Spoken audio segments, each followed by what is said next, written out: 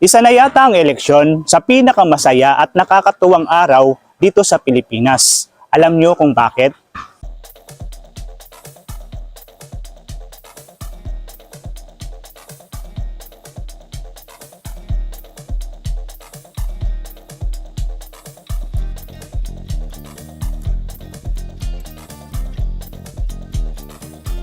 Sa panahong ito, marami ang nagiging matulungin, mapagmalasakit at maaasahan. Pero hindi man lang mautusan sa kanilang tahanan. Ang saya ng eleksyon sa Pilipinas, di ba?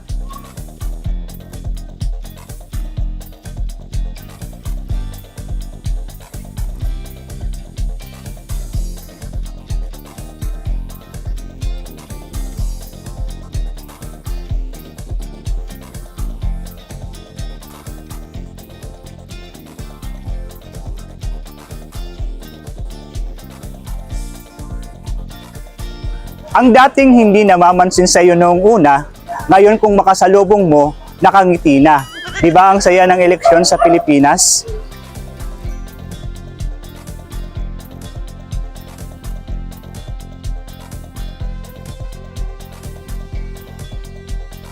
Ang nakakatuwa pa sa panahon ng eleksyon sa Pilipinas, nasa listahan pa yan lahat ng bibigyan.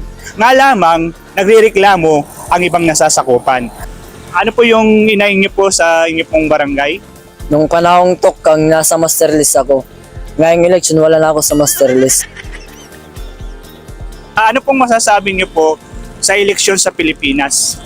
Noong una, nasa tokang ako, nasa master list ako. Ngayong eleksyon, wala na ako sa master list. Kaya ngayon, wala na ako sa Pilipinas. Masaya pa rin ako.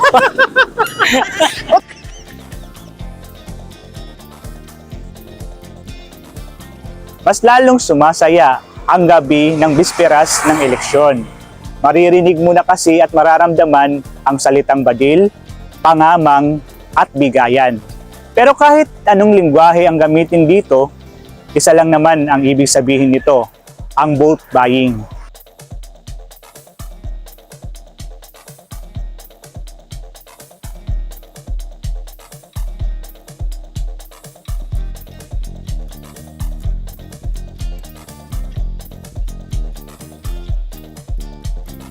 Tao po. Tao po. Tao po. Ilang butante po kayo dyan? 8 po, konsihal. Ang dami nyo pala dito. Wala man lang makatakbo ng basura.